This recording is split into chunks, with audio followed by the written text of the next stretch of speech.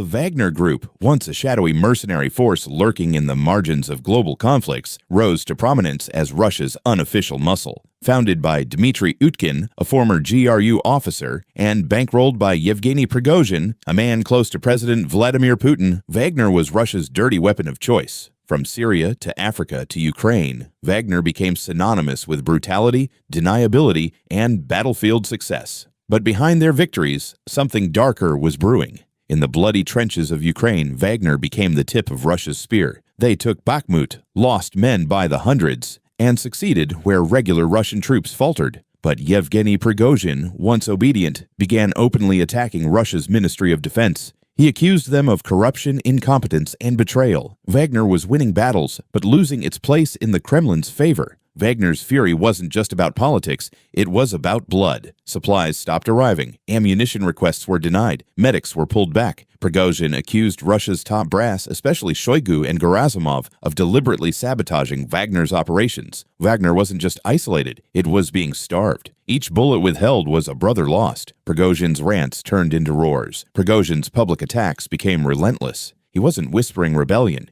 he was screaming it. Shoigu and Gerasimov became his chosen targets. His videos went viral across Telegram. To many Russians, Prigozhin looked like the only man brave enough to challenge the Kremlin's incompetence. But to the state, he was becoming a threat too big to ignore. Then came the spark. June 23, 2023, a missile struck a Wagner field base. Dozens died. Wagner immediately blamed the Russian military. Whether it was an accident or a purge, Prigozhin believed it was intentional. That night, his tone changed. He no longer wanted justice. He wanted revenge. In an act unthinkable just a day earlier, Wagner turned on Moscow. They seized Rostov-on-Don, Russia's southern command center. Then they began the march north. Armed convoys raced along the highways. The Kremlin was stunned. Wagner, Russia's own creation, was now knocking at the gates of the capital. Russia trembled. Regional governors scrambled defenses, highways were blocked, and even Moscow readied for battle. Yet Wagner wasn't met with force. Many Russian units simply stood down.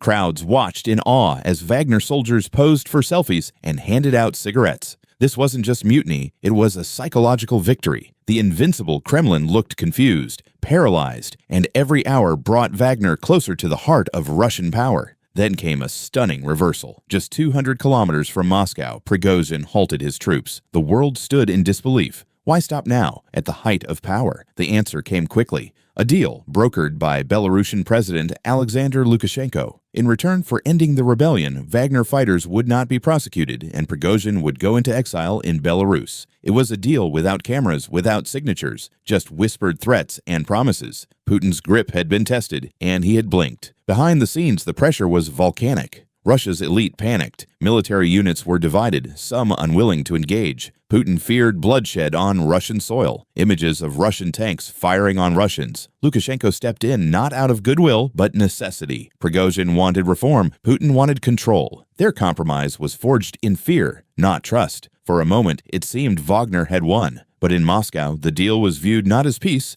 but as a pause. A delay before revenge. On August 23, 2023, Prigozhin boarded a private jet bound for St. Petersburg. Minutes later, the plane fell from the sky. No distress call, no survivors. Officially, it was a mechanical failure, but few believed it. The timing, the symbolism, it was too perfect. The man who dared challenge Putin died in fire. Whether killed by missile, bomb, or betrayal, one truth rang loud. In Russia, defiance often ends in silence.